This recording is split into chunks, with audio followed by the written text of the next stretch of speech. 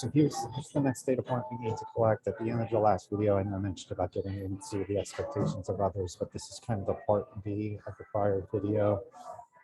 In the prior video, we talked about setting growth expectations within the ecosystem and expectations of the SAT ecosystem to set those expectations. The second part B of this is really making an assessment of where you currently are and being very objective about yourself. If you can't be objective about yourself, you're going to miss out on the ability to set the right milestones and skills and get the kinds of acceleration that you want in your career. I just want to be brutally honest with you here because I want you to get the results that you want. So how do you ultimately determine where you are in your career? This is essentially your zero state, currently the now state. I'm going to walk you through that. Again, you exist in this ecosystem of expectations. I keep on mentioning this because the expectations aren't necessarily goals. They're the stories we have in our heads.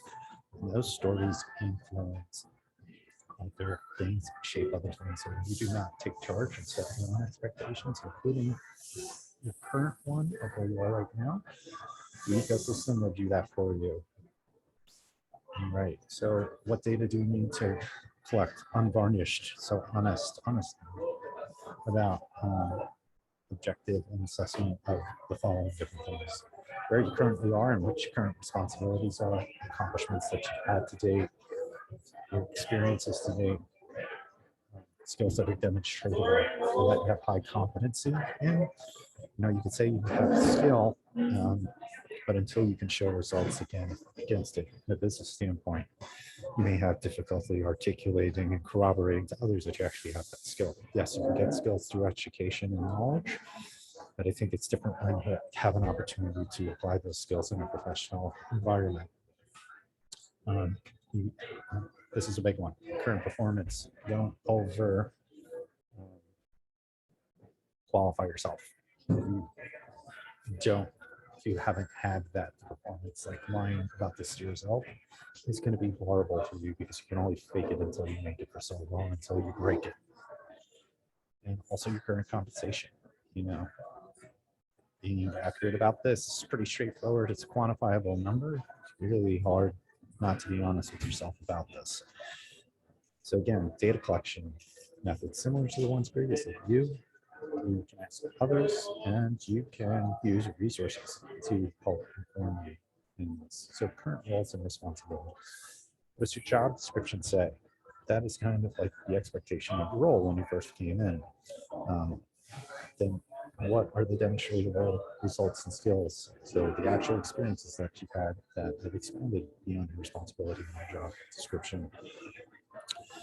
What do you think your managers might say? Cross-functional stakeholders might say on this topic as well. Start inferring what others might say. This can help you to understand that if you look at this honestly, how to answer some of these questions, your accomplishments to date. So what are your biggest accomplishments according to yourself? What about what others might say? Your experiences to date. Which of your experiences are significant according to you? And again, according to others. You can infer this, but I encourage you to ask others.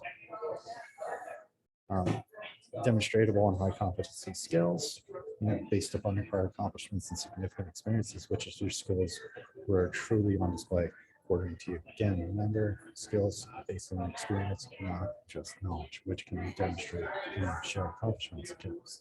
What might others say about that? And you can list skills that are strictly based on knowledge. Let's say you got an MBA or other specialization, maybe have not had the opportunity to implement those skills and gain accomplishments.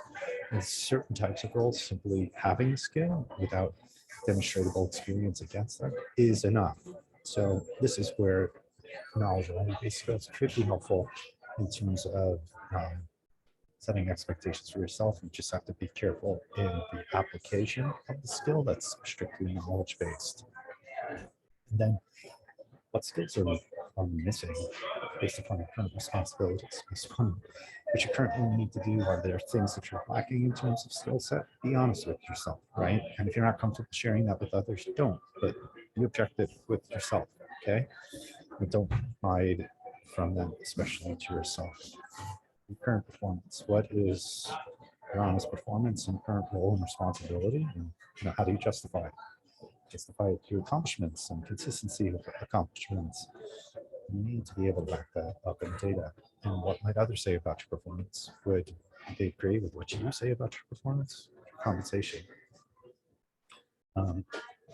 What's the comparison on your compensation now? Do you know what it is for your type of role and at your level elsewhere? And also within your location, this helps you to do an honest assessment of your compensation. So for example, in different geographies, even within a country, the salary expectation can change drastically in terms of what the company expects to pay you, and your expectation of what you should get could be very different. So ultimately, that's a data point you're going to want to have to help inform you in terms of your progress. So are you, and you might look at things like, are you on par? Are you over that? Are you under that? It's good to understand this. And then an objective sense of how you feel about things within your control that have an impact on your compensation. So at the end of the day, the only thing we can control is ourselves. And are you fully articulating what you can control, or do you have expectations of others in terms of what they should be paying you, and people are not meeting those expectations? Be objective about that. Is it things that you can adjust to help with the salary increase, or are you hiding behind what you expect others to be doing for you, which can be a cycle of being stuck, frustrated, and angry. I've been in that circumstance. What would others say about your expectations around comp, and also where you currently are right now? Are you on par, above, over, under? What things are in your control to make a change? All right, so you take a couple minutes of all this data that you've collected and start to synthesize it to different areas that you see on the screen across responsibilities and accomplishments, experiences, your skills. Bring all this data collection that you're doing, including with knowledge and also with your performance and compensation, to build that accurate baseline of yourself where you are right now. Use yourself, refer others, ask others to get user resources. Additionally, to create corroboration about things that you might assume, or maybe to change your opinion about things that you're making assumptions. So this inventory across all those different items and an honest assessment of it is your current baseline. Think of it as an inventory. So when you define the next step in your career, and I talked about that in a prior video, go into more detail about that in the starter kit, go into more detail about that even more so in the pro kit. Know your responsibilities, an inventory of accomplishments, experiences, skills, knowledge, performance, compensation. You'll have a clearer picture if you have that objectivity as it relates to the next step that you want to take. Also, just want to make note here, I'm sitting in a Starbucks. It's just a function of working from home and being in different locations as required. So right now, Elsa's playing, and let it go. So I hope that serves as some inspiration in terms of a data-driven career here, but in all seriousness, I'm trying to give you practical and pragmatic approaches to a data-driven career and being successful in your career. So once you have this information, it's an opportunity to, at this level, it's an opportunity to understand how you relate to the next step that you want to get to, and you have that accurate starting point of A to get to that first point of B. Maybe that's 6 months out in terms of the expectation that you have. But remember, at the baseline, and as you move forward, continue to remain objective. Again, as in other data collection and synthesis and planning standpoints, you can choose the frequency at which you want to do this. I recommend at least annually, but again, remain agile. Data-driven career approach is about acceptance of and collection of data throughout a process, not at just the beginning, and allowing that collection of data to further synthesize and refine your execution. So be accepting of any kind of learning moment that could happen at any time. So in summary, we want to use multiple data points objectively to determine where we currently are, establish that on this baseline. We're going to create an honest inventory of the assets that we have across those different asset classes that I shared earlier in the conversation. And this helps us to understand our next career step and compare and contrast and see what we're missing in order to get to that first point B, and even the additional 6 month, 1 year, 2, 3, 4, 5 years out, and ultimately that headline that we want the 5th year. And again, please, please, please, this is an iterative and an agile process. Be accepting of data points that are coming in as you do your execution, and refine your execution and make adjustments. This also helps with your leadership plan, so your inventory is not static.